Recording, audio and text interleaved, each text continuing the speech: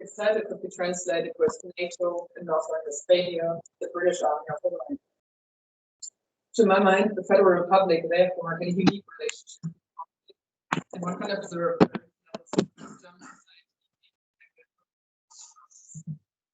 the training grounds for the British Army officially belonged to the German state and were financed partly by public money. West Germans lived close to the military areas and dealt with the everyday consequences. Left-wing support groups for Irish nationalism or the Republican movement in Ireland tried to gather information about the secret training facilities for soldiers sent to Northern Ireland. And British soldiers themselves and their families feared attacks from Republican paramilitaries in West Germany, as it became the country most targeted by IRA attacks on the continent. But I will come back to this later on. My talk today constitutes an insight into my work in progress, and I'm still evaluating further sources and writing the chapter on the military training facilities in West Germany for my dissertation, so I'm very thankful for your feedback and thoughts on this.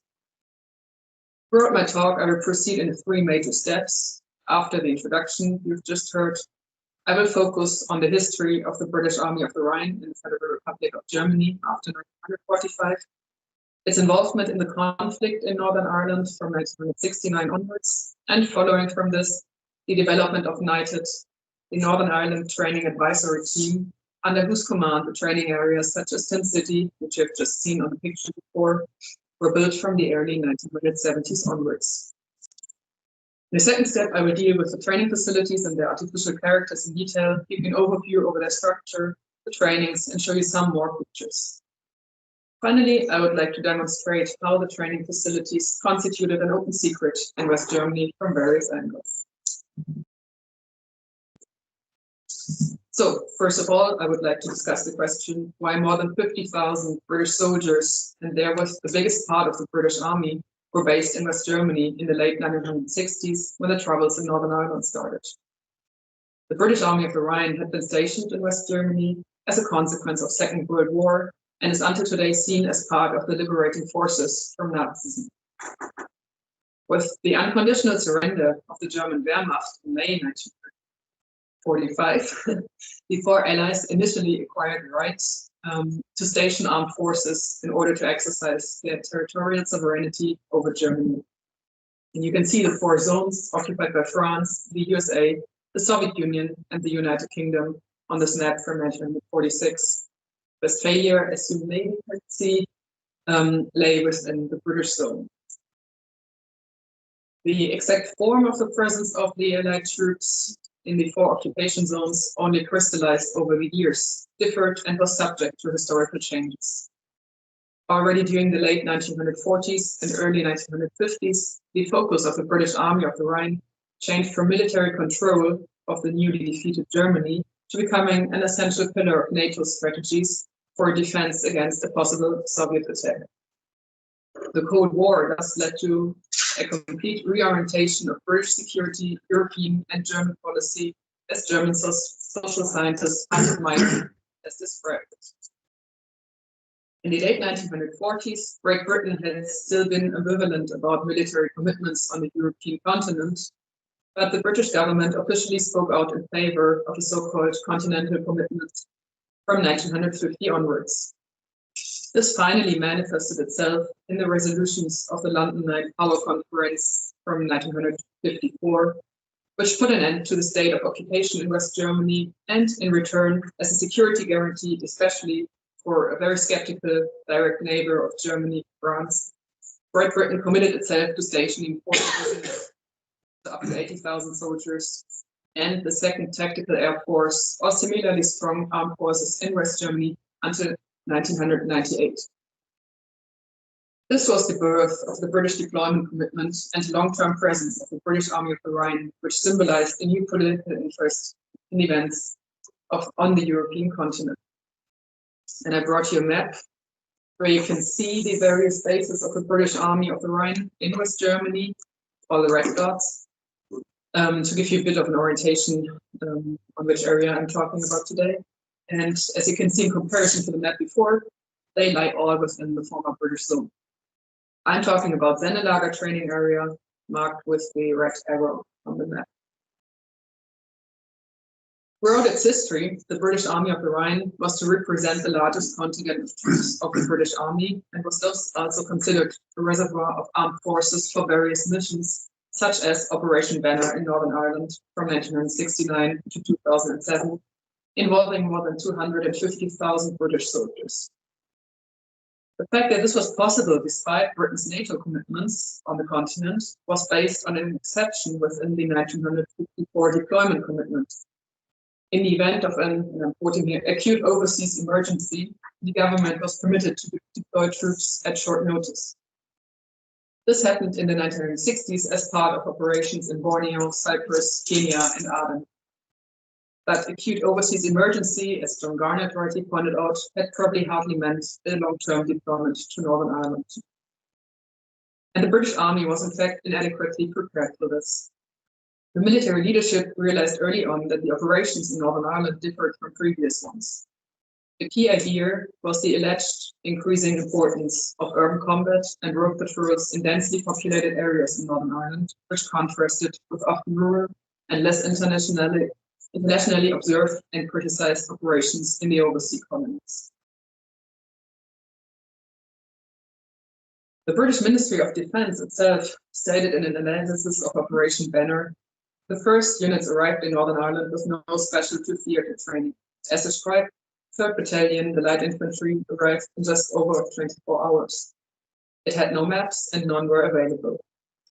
At the time, it was obvious that the campaign would go on for years. It was not obvious that the campaign would go on for years, and it was not until 1972 that pre-tour training was formalized.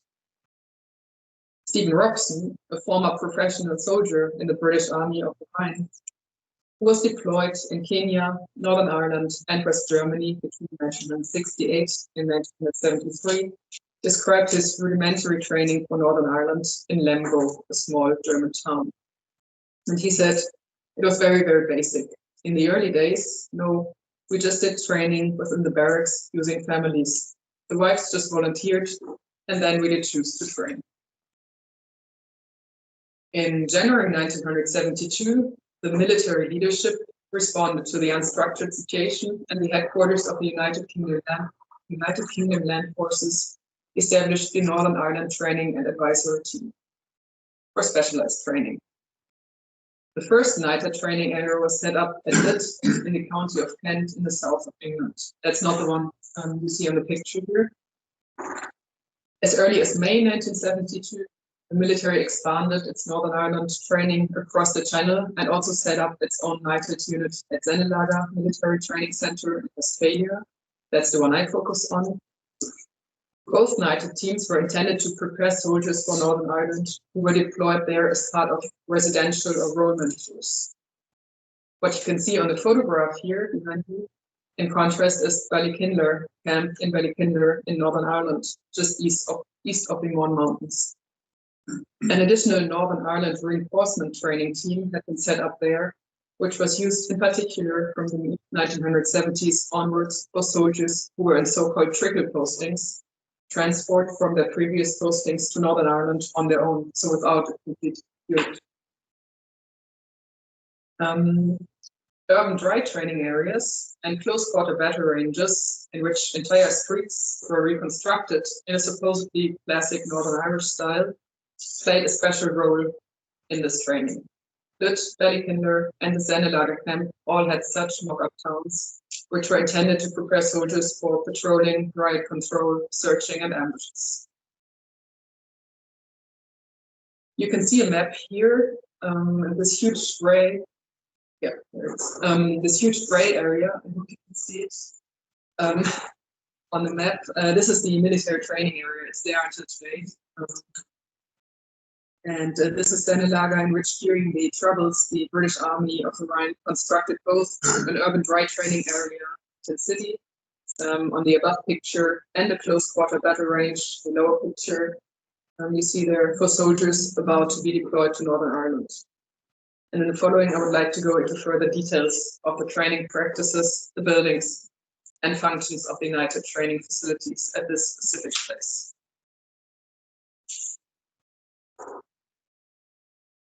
So I come to this point now. In 2013, the British newspaper The Times published an article about Sennelager and Tin City and stated, "Everything is fake in Tin City and everything is real." And I thought this was quite an accurate description. What struck me most about such military training villages from a historical and anthropological point of view is their relationship to ideas of space. I always kept the concept of non-places in the back of my head, developed by French ethnologist and anthropologist Marc Auger. Marc Auger understood spaces and buildings that do not have any recognizable offer of identity, any history of their own, and are mainly justified by one singular function as so-called non-places. He mentions airport terminals, fast food restaurants, large hotel chains, petrol stations, supermarkets, or amusement parks as examples. Most of them resemble each other all over the world, at least more or less. And I argue that training facilities such as Tin City and Sennelager were non-places in a double sense. On the one hand, the areas themselves fulfill the main characteristics of Marc Auger's non-places, such as missing identity, history, and their existence only for one purpose. Tin City, which you can see here on a recent picture taken by the German military, because it's still there today, and rented out to NATO forces, did not have any history of their own. Each parts of the buildings consisted purely of facades. The church looked like a church, but was not. And as I will show you later on, other soldiers or even puppets served to imitate Northern Irish locals on the streets of Belfast and Derry. Such built-up areas served solely for in-theater training for the military. Without this function, they would simply not exist. And as soldiers were passing them on a regular basis before they went to Northern Ireland, they were places of transit. But the training facilities in Sennelager, built by the British Army on West German soil, were also officially non-existent until the early 1980s. West German authorities had not been informed about the fact that the British Army trained its soldiers for Northern Ireland in Sennelager as part of their NATO commitment. The facilities were an open secret, there and none there, and therefore non-places in a double sense. If we look closer into internal United documents, it becomes obvious that the facility in the beginning looked very different. The complex was started in late 1972 and was made out of corrugated iron, hence its nickname Tin City. At that time, all the support facilities were housed in tents or old trailer caravans, the documents say. And there are numerous pictures from this time, especially in military forums. I'll show you some more. I only took a few, but there are tons. And in case you might wonder who those demonstrators were, being Northern Irish civilians, they were soldiers themselves who, as a part of their training, had to play civilians on a regular basis. One former soldier stated just last year on Facebook, below a picture of Tin City, "Remember it well, United. We were there to help soldiers get ready for Northern Ireland. Also played a fictional character and lived in the houses with a coal fire. I think it was 1978. And another one said, "I was there as CivPop," that's always the short term they use, so civilian population. Not sure of the year, but about 1975 maybe. The Argylls were the unit there at the time. I remember one of their sergeant majors and me throwing Molotov cocktails at his guys. Happy days." Quotes like these shed a light on the perception of knighted trainings as a time shaping a common identity for British soldiers shortly before they were deployed to Belfast or Derry. Even though I could also find some statements, but only some, of soldiers remembering they did not like what they experienced in Sennelager and City.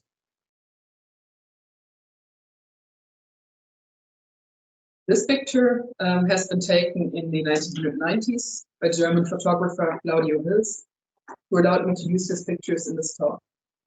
And he published a book in 2000 about the area of Sennelager Training Center with several fascinating pictures. And his exhibition called Red Land, Blue Land, maybe you remember, was shown at Belfast Exposed in 2000. What's interesting in this picture is the colors. They obviously have been changed from red, as the one you saw in the beginning, and resemble now the colors used in the extensions of the city, which have been made throughout the 70s and 1980s. So if you look at these pictures, you can see how the color scheme was getting the same. On these photographs, you can see the different styles of buildings. Those are proper stone houses and various functional buildings, such as a mock-up church, and in the middle of the photograph, also a petrol station. Okay, you can see the petrol station in the part of the Tin City facility. And in the upper part, the old part of Tin City, with the simple built streets, and in the lower part, the several extensions with stone buildings.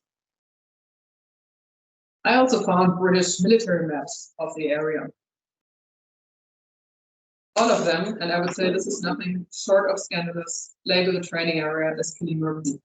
A shocking adaptation of the West Belfast area of Ballymurphy, one of the hotspots of the Troubles. You also find the term mentioned in many ex-soldiers' memories, used as a funny description of the training area.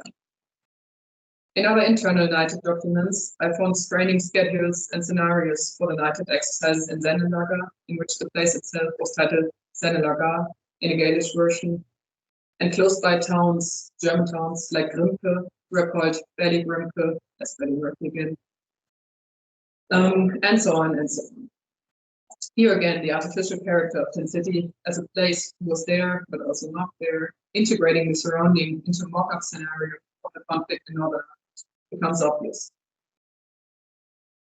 It also took me a while to understand that, especially in the memories of soldiers, two different places vanished into one.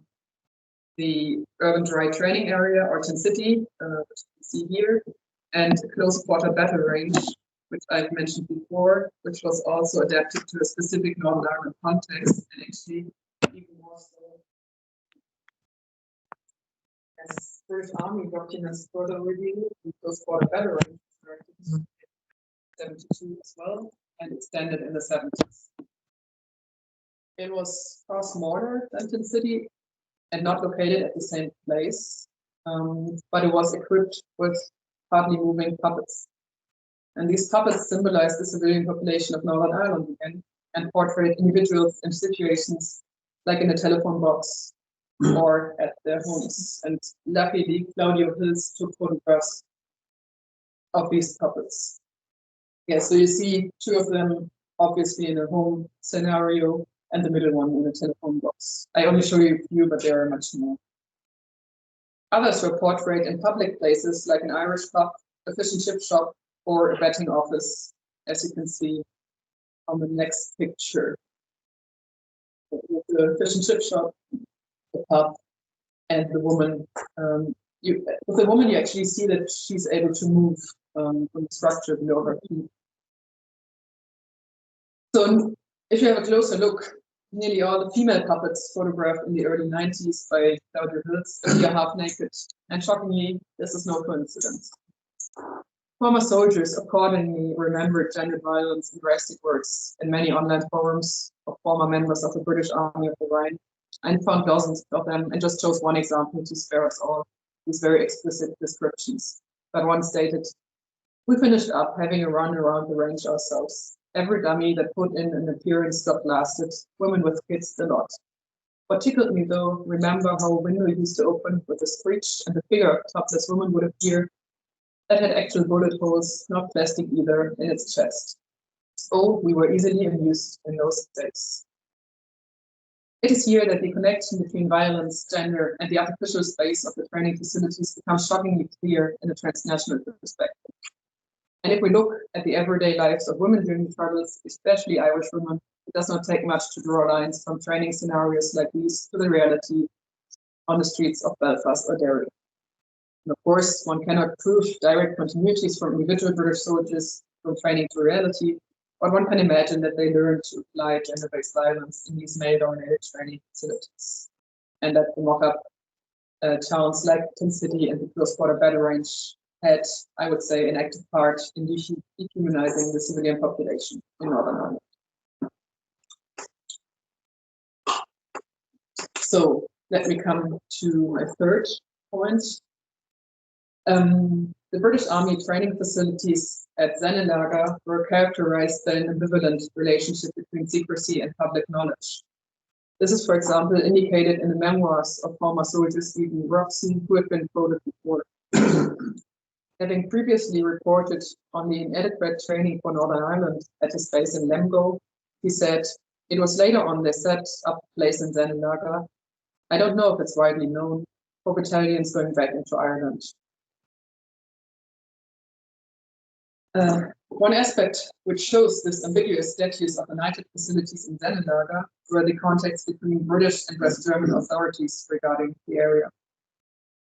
I found files in which the British Army of the Rhine in 1980 got in contact with West German ministries in order to expand the city. I've shown you the extensions before. But while West German authorities were informed that there was an arbitrary training area, or Tin City, run by the British, no document at all mentioned the reason for its existence, the Troubles in Northern Ireland. An exchange of letters from May 1981 further illustrates the dimension of this unclear status from the perspective of British and West German authorities. According to a letter from the British Embassy in West Germany to the Foreign Office in London, the German Federal Police asked whether 30 members of its special unit GSG 9, an elite unit, would be allowed to train at Tin City in Sennelager for 2 weeks, as the other British training facilities were booked out. The author of the letter pointed out he knew about the British policy of extreme reticence regarding the training facilities. The GSG 9 request, though, to him was quite a different category, because the British Minister of the Interior was hoping for closer cooperation between the GSG 9, West German elite unit, and the British Special Air Service Regiment. It therefore seemed more useful to allow the GSG 9 to train at the urban combat facilities, stated the author. But there was one problem, and I'm quoting the letter quite extensively now, and I'm sorry for the long quote, but I couldn't keep it shorter. So he wrote, "So as far as we know, the federal authorities have never officially been informed about the use of the training area for Northern Ireland. But we know that they are aware of it. Germans are employed there, and there have occasionally been stories in the press about it. And up to now, they have apparently taken a benevolent view. Our policy of reticence has been intended to avoid embarrassment of both governments. The use of the area by the GSG 9, which comes under the responsibility of the Federal Ministry of the Interior, would inevitably imply that the federal government had associated itself with the area and the training which is carried out there." Further parts of these documents then revealed that the West German Ministry of the Interior and even the West German Chancellor, which was back then Helmut Schmidt, a Social Democrat, himself knew pretty well about the details of Sennelager and the training for Northern Ireland. In addition, the British side saw a strategic advantage in letting the GSG 9 onto Sennelager, and they said it could make it difficult for the federal authorities to object on some future occasion to the use we make of the ranges if they feel inclined to do so. Finally, in 1981, the British Foreign Office reported to the British Embassy in Bonn that, after internal consultation, there were no political objections to the use of the urban combat facility in Sennelager, but that the ministry demanded to know the exact period of the GSG 9 training in order to putting a defensive press line if necessary should the training become public. Among the first voices to publicly question the idea that the British Army of the Rhine in West Germany was sending soldiers to Northern Ireland were various so-called Ireland Solidarity Committees in West Germany, who had sprung up in various towns, especially university towns, and left-wing groups protesting against NATO. In a circular published by the West German Ireland Solidarity Committee from January 1976, for example, the news segment reads, British soldiers in the Detmold area, which is also a small town in Germany, were recently forbidden by order to accept leaflets outside the barracks. The order was posted and read out at morning roll call. This was preceded by intensive campaigning at the gates of British barracks and pubs in the area. Below this, reference is made to the possibility of obtaining, again, I quote, papers for the agitation of soldiers from the Ireland Solidarity Committee.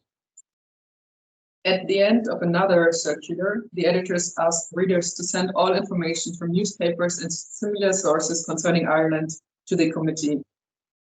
News about British, they said, in the Federal Republic of Germany, including the British Army of the Rhine, is particularly important to us. These examples underline how left-wing groups started to gather information about the hidden training facilities in the British Army of the Rhine. And what you see displayed here was an article from the left-wing magazine I'd used during my introduction, titled Tin City, Training for Northern Ireland, from 1984.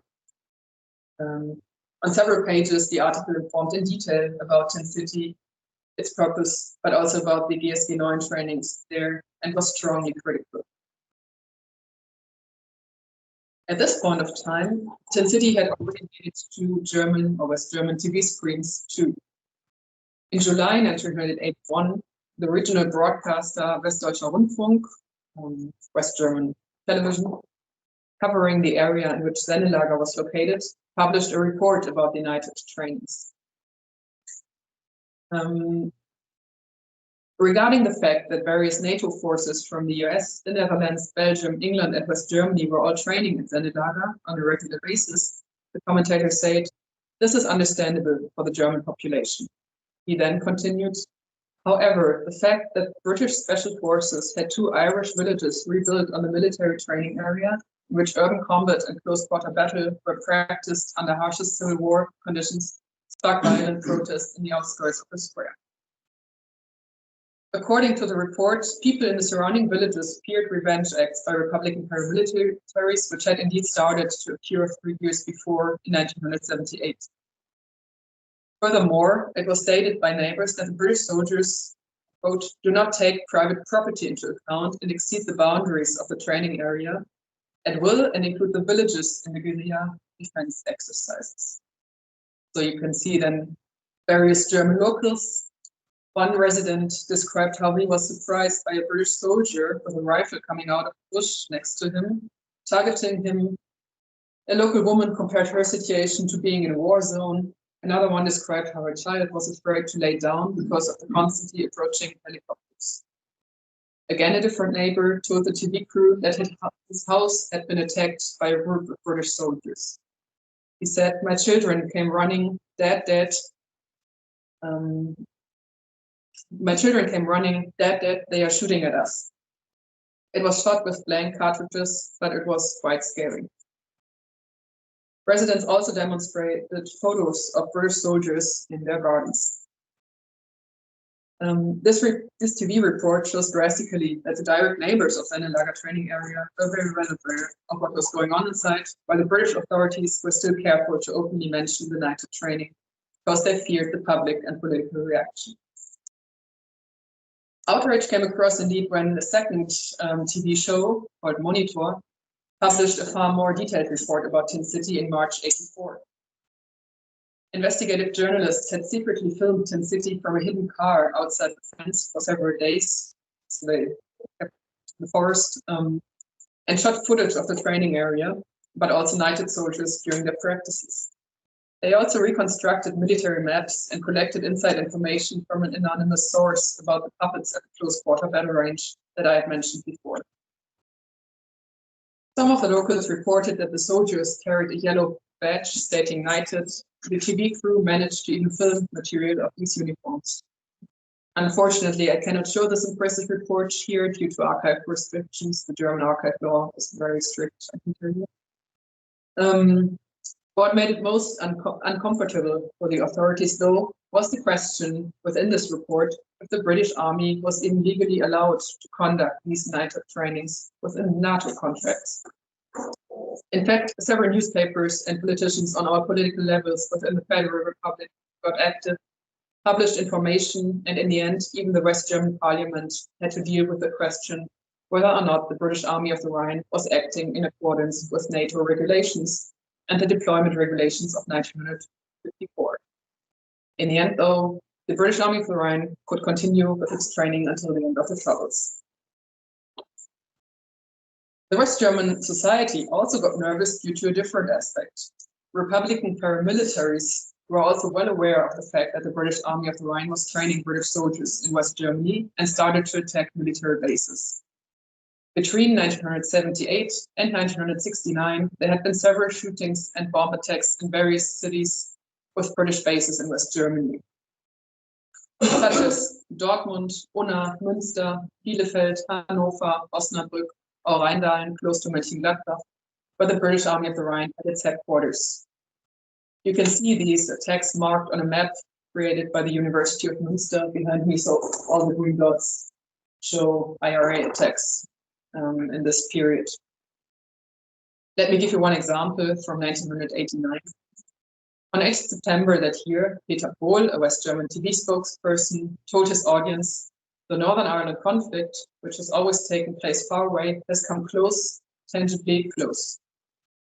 On this day, Heidi Hase, a 26-year-old German woman, had been shot by members or supporters of the Provisional IRA in Unna, a small town on the northern border of the Ruhr area in Westphalia. She had been married to a British soldier and, according to an IRA statement, been mistaken for a member of the British forces herself because her car had a British flag. This case caused a lot of attention because for the first time a German person had been killed in the attacks. So West Germans feared this might happen again. Until then, only British soldiers, talking from West German population perspective, had been targeted. For example, 1 week before, 2 British soldiers had been shot in Münster, which is my hometown, so I know the place quite well, but I never, until I started this PhD, heard about the fact that both in 1980 and 1989, there had been shooting attacks by the IRA on British soldiers. The 2 soldiers mentioned had been on the way back to their barracks and were asked in English by the driver of the passing car for the correct way, and when they answered in English, the driver opened fire. Both were hurt but survived. The Provisional IRA delivered a statement in the following days saying, "By the undemocratic partition of Ireland as maintained by British military might, the IRA reserves the right to strike at the British government and the British Army wherever they seek respite from their war against the Irish people," meaning West Germany as well. This statement continued a line of argument the Provisional IRA leadership had already taken up after the first wave of attacks between 1978 and 1980, as you can see in this article of the famous West German magazine Der Spiegel. It's a weekly, quite prominent one. An anonymous member of the Provisional IRA leadership was interviewed extensively and spoke out quite detailed about the training of the British Army of the Rhine, mentioning Tin City and the close quarter battle range. There was also a picture printed in the article long before West German TV dealt with the story. I marked it running, they tell exactly about Tin City and the close quarter battle range.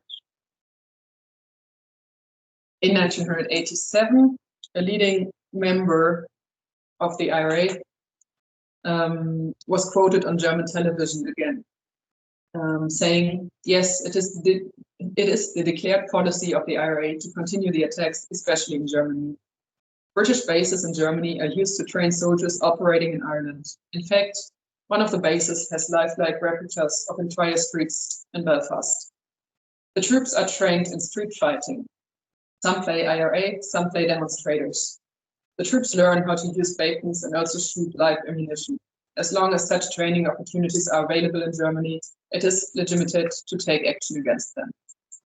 So again, it was the training facilities explicitly mentioned here by IRA members. And the last attack was indeed only carried out in 1996 in Osnabrück on a British Army base, only 2 years before the Good Friday Agreement. So there would have been much more to tell you, but I hope all in all that I could demonstrate the transnational perspective on the history of the troubles in Northern Ireland can indeed urge our understanding. The Federal Republic serves as an interesting case study, I argue, because the British Army of the Rhine had been based there with more than 50,000 soldiers as a consequence of the Second World War. And when the conflict in Northern Ireland intensified, units of the British Army of the Rhine were sent on deployment, and soon specific training facilities were established in Sennelager training area in Westphalia, run by United. These facilities constituted, to my mind, a form of non-places, artificial streets of Belfast and Derry constructed only for the purpose of training the transiting British soldiers. The violence, though the soldiers learned at these places, had very real consequences, also in cases of gendered violence, especially for women in Northern Ireland. Tin City and the close border battle range had been kept hidden by the British authorities for several years, but existed as an open secret. The West German government knew, local residents saw what has happened and what was happening, and political activists started to research on these facilities. Later on, mainstream media reports caused public attention and even debates in the Western Parliament about the legitimacy of the training for Northern Ireland by NATO forces on German ground, but they did not stop until the end of Operation Banner. Not even violent attacks with several casualties carried out by the Republican paramilitaries on British soldiers and their families could stop United. In Germany today, most of this history is forgotten and only kept alive by projects like the one I showed you before, run by historians at the University of Münster, for example. I guess much more research could be done, and I hope I could give you an insight into the part I'm currently doing. So I'm now looking forward to remarks and questions on what I told you. And thank you very much for your attention.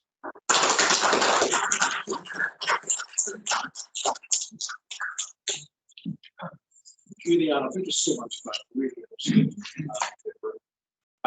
We've got obviously a hybrid audience with us today. People in the room, people who have joined us on Teams. You can ask questions either way. If you're joining us online, just either type the question into the chat box or raise your hand and we'll get over to make it live so that you can ask your question that way. Let's go to the room first. So what's the situation? But the current situation is, I showed you this picture of the Tin City. It's still there. The British got back, or the British Army left West Germany in 2020. So this was the point where the last barracks were handed over to the German state or German army. But they returned now because of the war in Ukraine. So they are training again. And also Tin City is used for trainings. It's interesting to see what happened with Tin City in the 90s, because it was turned from an Irish town to a place on the Balkans because of the war going on there. Now they also built up an Arabic town and use parts of the towns for this training. So it's adapted to several war situations. And I don't know if the close border battle range is still there. I'm not sure. The one with the puppets. The puppets are gone as far as I know, but I'm not sure if the houses are still standing. Thanks for that. One of the things that's consistently true, certainly during the 1980s, that training was that almost half of the troops, usually relatively women, as the female soldiers. I just wondered if you managed to talk to any of them, or you got any, because the gender work that's being done, they would be a key source. Yeah. And the other thing, I'm a little uneasy with the way you present the puppets. In that they're very specifically used where live ammunition has been. And the overall purpose of their presence, okay, the soldiers dipped around with it and had fun. But the overall point was to drum into them that when they were open fire on, they were going to be surrounded by civilians and they had to discriminate. So to say that it's the puppets are there to dehumanize sort of like a little bit of this in the back. Yeah, yeah. Let me start with the last point. I see what you're aiming at and understand. I'm also not a military historian, so my focus is a different one, and also my perspective on things like this probably. But I understand what you're saying, and why I came to this idea of dehumanizing is the way how many British soldiers remembered this, and this I found shocking, to be honest. And I think it's more than just making a bit of fun. If you read all the comments on the internet, it's it's not only one or two comments, it's a lot. So I think apart from the military purpose of training soldiers, which I can see what you say there, I would say in this specific case, they also fulfilled, maybe not because they were, or it was maybe not a purpose that those puppets should fulfill this, but I think how it turned out, they somehow were part of a process of dehumanization, or I don't know, we could also label it a bit different and say they were enabling soldiers or to shoot at certain persons. And also, I only talked about 2 facilities. There were also, maybe that's interesting for you, there were also other facilities built up for the Northern Ireland training in Sennelager. So they also had an area where they were moving targets again. So there was, for example, a sniper behind a woman and a child, and the task was to hit the sniper and not the woman and the child. So this was also and the United, the female soldiers, I'm focusing on the 70s and 80s. So there was not so many. I've got a whole pool of interviews with British soldiers available, which not I have conducted, but a research team from West German University. They published the first book a couple of years ago on the British presence in West Germany at all, and the everyday members of soldiers, but also residents. And they conducted 150 interviews, I think, and I'm allowed to run through those. And there are quite a few women amongst them, so I might have a look at this one. But in my PhD, I'm also not focusing as much on Tin City as a place as I did today. It's more I focus more on the activities of left-wing groups, trying to get it into West German public consciousness. But thanks for the remarks. Thank you. Yeah. Well, on the point of the dehumanization, the British Army did kill students, children and each other, very young children, older than race,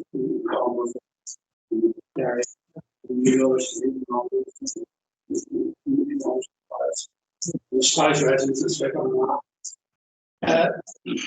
more civilians than the small English works. So humanizing these terms, sorry. I think that's 2 different things, probably what they were supposed. It's worth noting that Neutap came after particularly the kind of work it was an effort to train people better. We can debate whether that works, right? But there was something. I think that's the point. We can discuss this more. Lots of questions.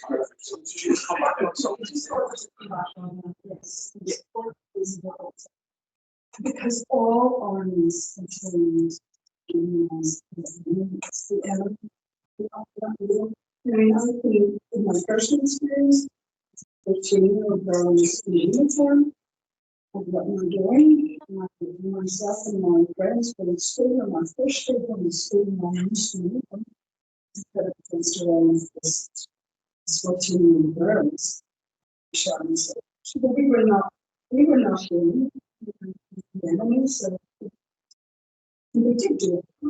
And we know that through, for example, strip searching, one of these new rules of precedent is strip searching the because you can't dehumanize a person more. Sorry, I just wanted to add something to Bridget's point there is that I think that it's the nature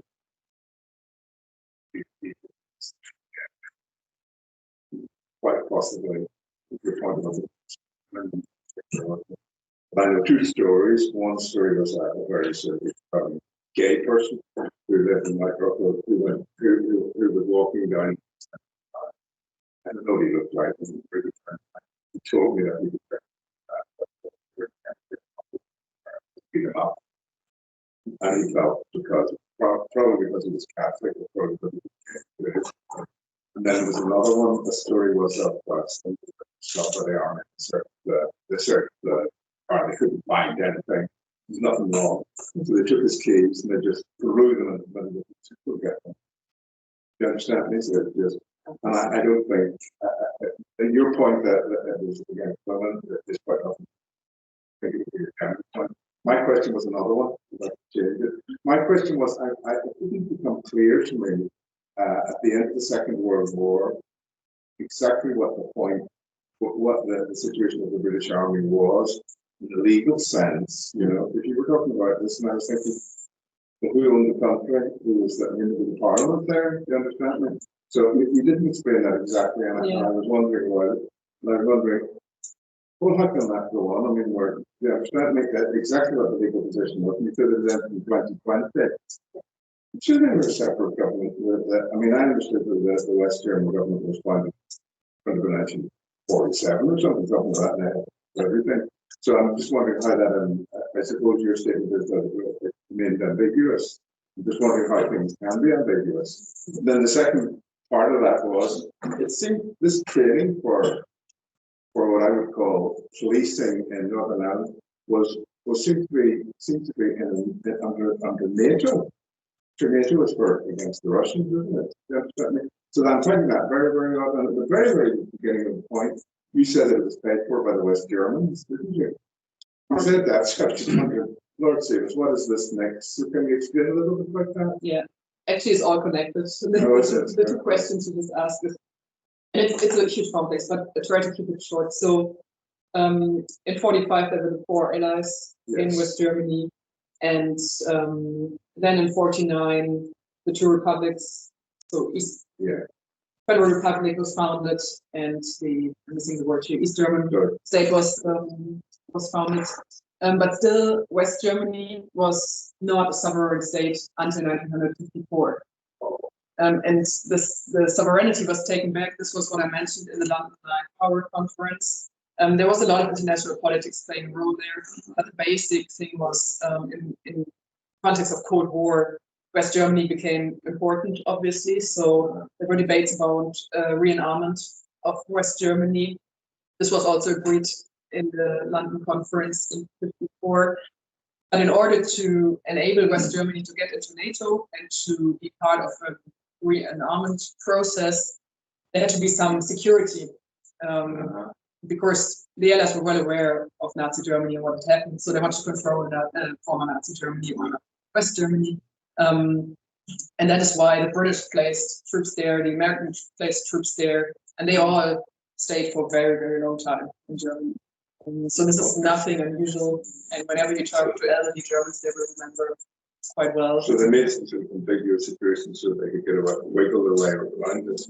Well, is that what you're telling me? No, maybe I don't get the question right. Then it was from 1954, West Germany was sovereign, so the government was West German, and all this was controlled. But in part of the broader NATO strategy, there were Allied troops still placed in West Germany during the Cold War. But this is not a contradiction back then.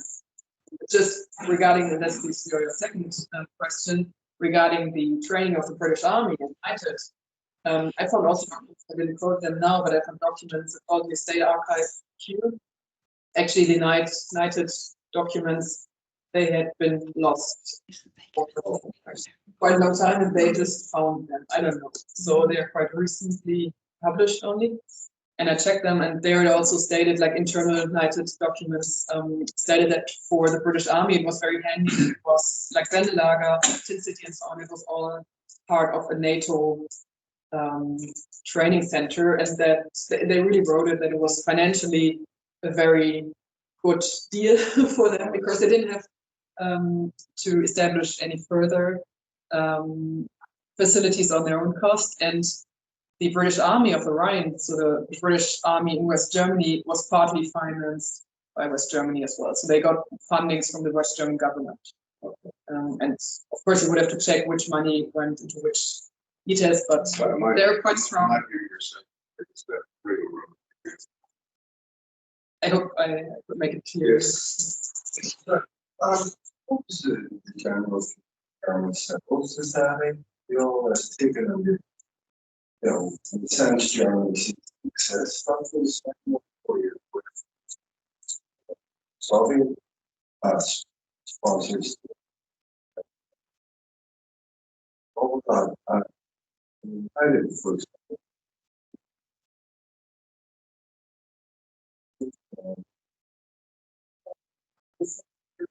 You mean about the British Army training? Yes. Well, I tried to show it a bit during the talk. In general, I'm studying the West German reaction, or the public reaction to the Troubles. And compared to other conflicts going on at the time, the Western population was not that interested, I would say. So, for example, if you look at the struggles in Nicaragua, and so on, there was much more attention, even though it was far more away.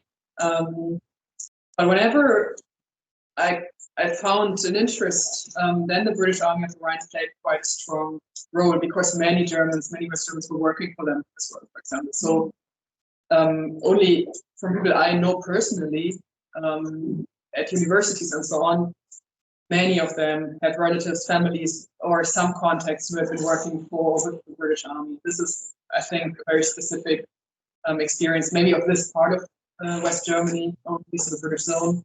But there it is quite strong, I would say. And well, if you look at the general perception of the Troubles in West Germany, I would say classically they were understood as a religious war.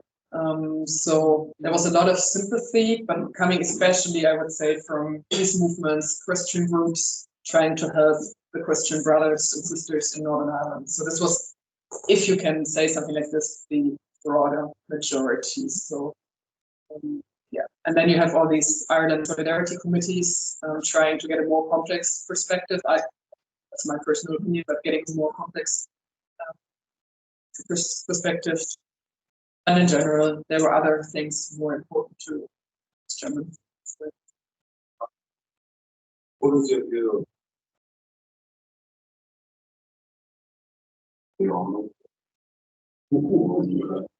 Oh, my personal opinion. Oh.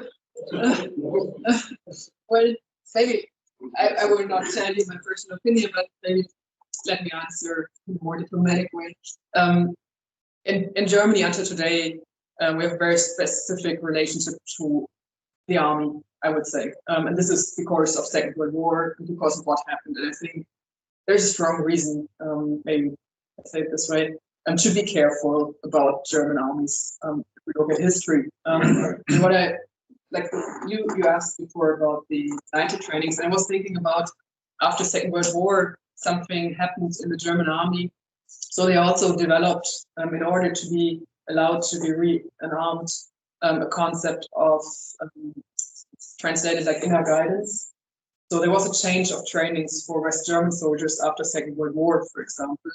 And there were more attempts to get them a democratic, basic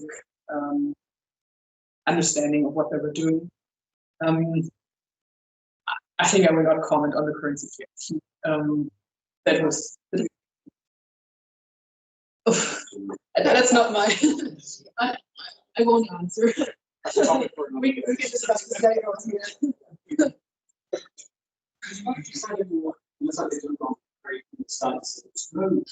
Specific pre-deployment. Yes. Maybe that is unusual time. It was. It seems such a unique thing. This is. This by their standards. But it just seems so unusual. It's how presumably before the storm. It's until internal really something at that point they go, better start. More, not just the politics. That just seems amazing to me. What's training central? And so, yeah, maybe just clarify. You said there's no predefined so presumably. But just I tried to give you one example, but I also found other.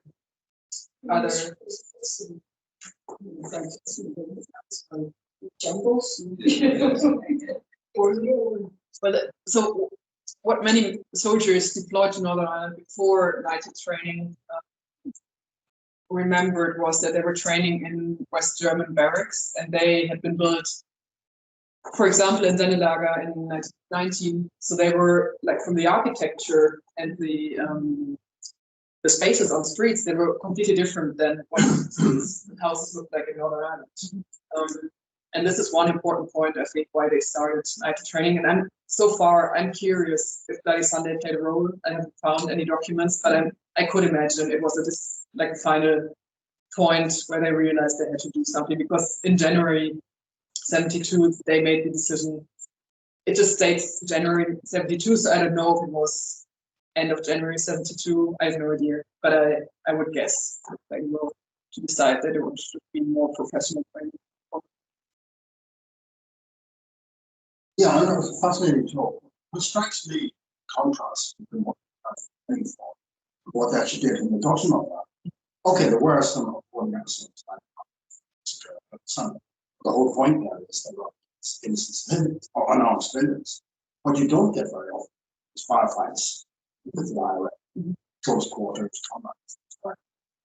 So would it be fair to say what the military did? Were they training for a civil war that might never actually? And was that a bad mistake? Was some training precisely what led to the soldiers kill people? Well, I haven't talked about all the other training facilities. I said this before. So there were also sniper trainings, and also in the close quarter battle range, there were wooden snipers positioned behind windows and so on. So they were also trained in these kind of scenarios. But in general, especially if you look at the photos from the early 70s, which I showed you, the demonstrations and so on, you just see a lot of scenes. There's also videos actually from the camp in South England. The BBC did a documentary on training there, and it's online. You also see how they do this riot control situation. And I was surprised, to be honest, but again, I'm not a military expert. I was surprised to the amount of trainings for demonstrations the British Army was doing. So this is something which struck me. But then when I looked at the various training scenarios, there are so many stories, but they also had in Sennelager, they had scenarios where 1 or 2 soldiers had to hide for 2 weeks in the countryside around the training area. And you also have reports from locals meeting the fake terrorists then. So they were looking like assumed IRA guys, in fact. And the task of the British Army units was then to find them somewhere surrounding landscape. So this was also stuff they trained. They also, in Sennelager, they used the small area between 2 fences as the border. This was the border to the Republic. So there were various scenarios, which I now didn't know. Was there RUC presence at all in this training? I have not come across this, but don't take it for granted. I just didn't come across it. Soldiers.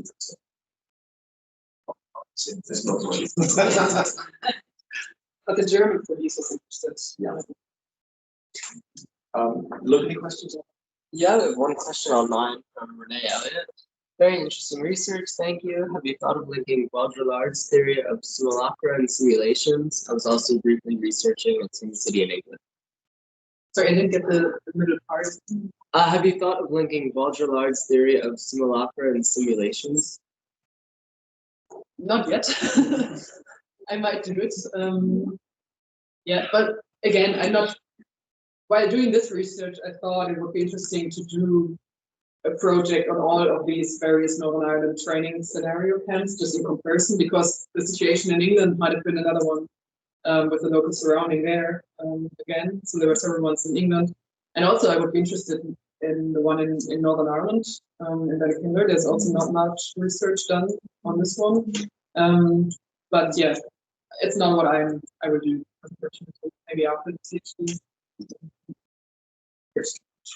Have you been able to access information from the triggers? What exactly did you use before? Yeah. Not yet, but I think this would be a very, very important point for sure. Yeah. I think there is, among the interviews I mentioned before, there are also people who were training soldiers. Yeah.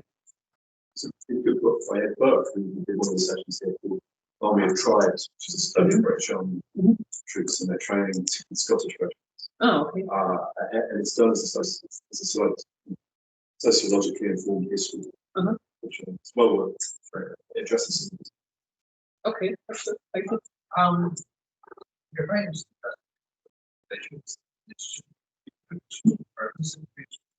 Was there it? Was the same? And yeah, it's a training.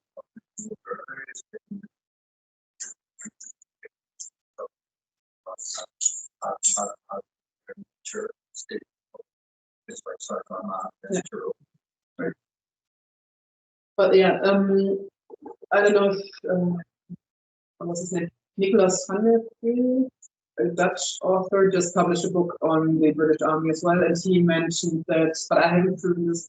He mentioned that the British Army trained in Norfolk, England, for rural scenarios. But I don't know. That's the only thing I can mention. But I also found, among all the posts on the forums, I found also several voices where soldiers stated exactly this, that they were trained into the city and were sent to Amman and didn't have any idea what they were doing in the countryside. So, yeah. But everybody else is fascinated by that. I mean, I'm a bit unclear about how involved NATO was, whether other NATO units were using these facilities, or thinking about it in another way. It relates to that notion of training language. Yeah. Is there any evidence that the British Army is similar? Yeah. Well, I found in the United documents. So let me say in general, on the British part of the Sennelager training area, various NATO forces were training, but they were United exclusive facilities. And Tin City, so the urban dry training area, for example, and the close part of Battle Range, they were exclusively used for United trainings. And then obviously because the GSG 9, the German Federal Police, was asking for trainings, and they normally were trained at Lut in England, which I had known before. They were trained on British training facilities, and they were asked whether they wanted to train then in Sennelager. But this, as I showed you, became quite a discussion because the German authorities not had been informed how it looked like. They were thinking it was a German village. And one more thing regarding the NATO. I think I read it. It was quite accepted by parts of the German population that NATO was training because of the Western German. The West German population was also during the war. There was a feeling of being at the front against the Soviet Union in case of potential threat.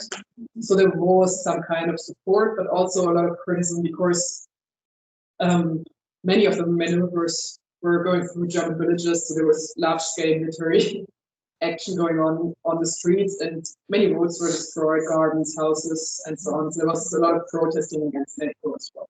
But this is the setting, the broader setting, I would say. Yes. Yeah, that's just very much fascinating. One of the things I remember was the Belfast into West German Army Circus. Very popular. Bags and jackets with I don't know how it's all and then the other thing that's the moves. I also think Polykinder is a very interesting just to research and unique finding gender, like a phone, the IGA, so it's very interesting case studies that will pick up. As is the way the trouble in Europe, I think it's very interesting. But it just struck me that the thing about these training things is that they're quite cinematic in a way, in the movie section. I just wanted to sort of formative dimension to it. They're interested in the choreography of all of this. If I shown the reality is the training for situations where nothing, the reality is never going to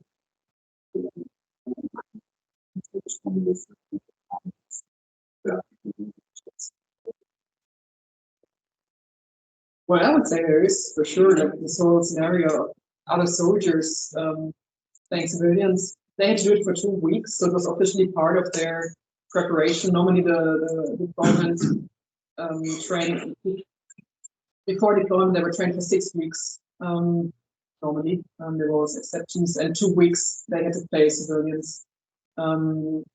And as far as I can say, in the extensions of Tin City, for example, there were a couple of houses where soldiers actually had to live as civilians during this period. And this again, I found very fascinating. I thought this is like, as you say, it's a yeah. And this is also what I was trying to say by this idea of non-places, because there's somehow, it's like when I first heard of Tin City, I come from an area not quite close by, and it was like, why is that Belfast in the Westphalian countryside? It's so bizarre. And then you see it, the video of soldiers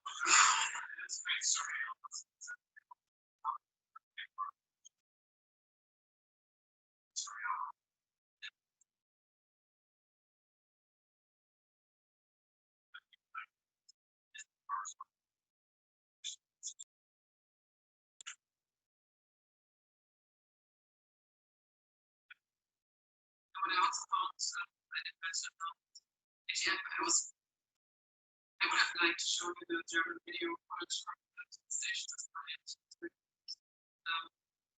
but also the work they started this with was I looked at the documents for this one TV teacher, and for them it was a lot of work because they had to rent an extra car, they had to get a fixed plate on it, and they were hiding in the forest, waiting till night, and they tried to film this whole thing. It was very interesting, and then they also, in one of these things, somebody mentioned that he actually read the guy was playing an Irish terrorist. Was he found around because he had a I'm curious about the terrorists, what was going on. And then just let me say one more thing. What is very interesting for me as a German now is the whole broader setting of British Army in West Germany seen as the liberating force. So this is giving me another perspective actually, and I was very curious that more the soldiers, so we found my research for soldiers would take place in the liberation of Germany, for example, and then were sent to Northern Ireland, what they were thinking when they were trained to the city, how they were taking all this stuff together would be very final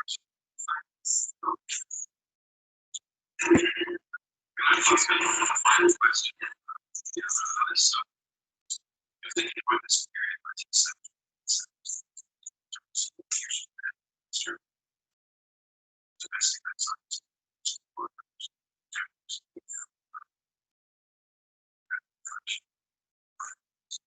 So I'm wondering whether there is any, just thinking about German struggles, what's up. There's also attempts, perhaps, to certain Germans to connect students with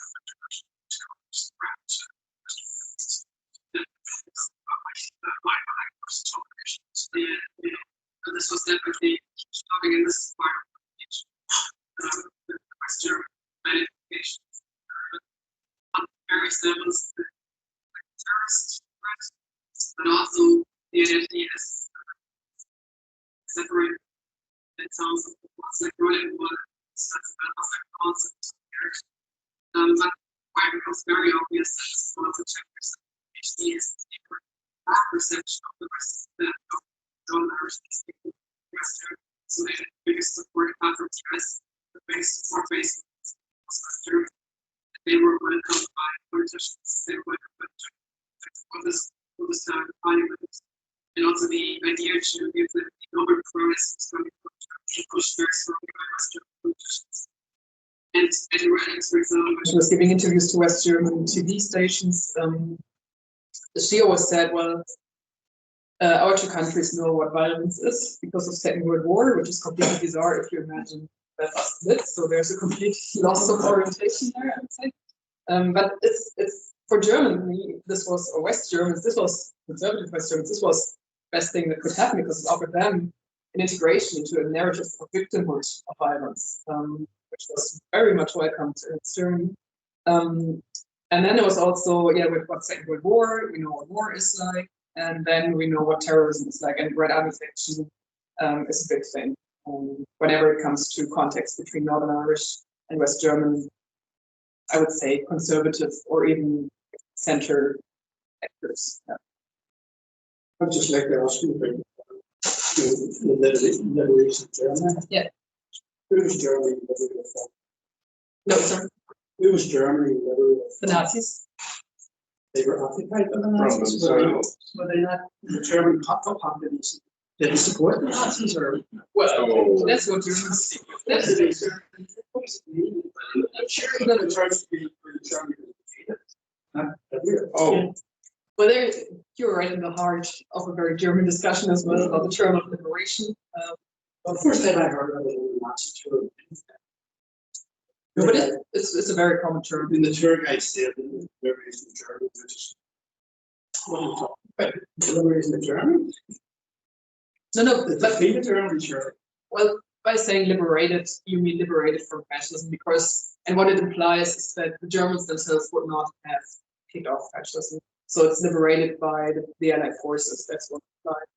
In this term, and there's this, well, it depends who you ask in Germany, but in general today, the state of. Well, I mean, it seems to imply that the Germans didn't have support. Sorry? So it's a generational thing. The Germans, did not support Nazis on the Second World War. well, they manipulated the situation, didn't they? No, When you took over the democracy. I think. You can't hear the dialogue. Let's just come.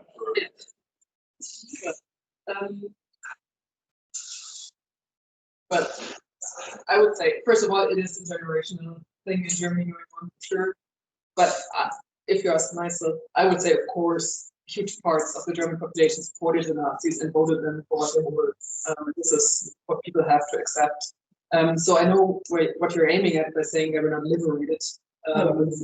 Yeah, but for like, if you, for example, take many of the prisoners in concentration camps and so on, they found it was a liberation actually, and this is they were liberated from Germany. Yeah, but that's what the term is. Were liberated from the Germans. Yeah, but we can discuss this later on again. We've worked really on really hard. I mean, the defense of your thesis will be nothing compared to the questions that we subjected to the sampling, which itself is a tribute to how interesting and how important this research is. So can we thank Juliane coming all the way from Potsdam?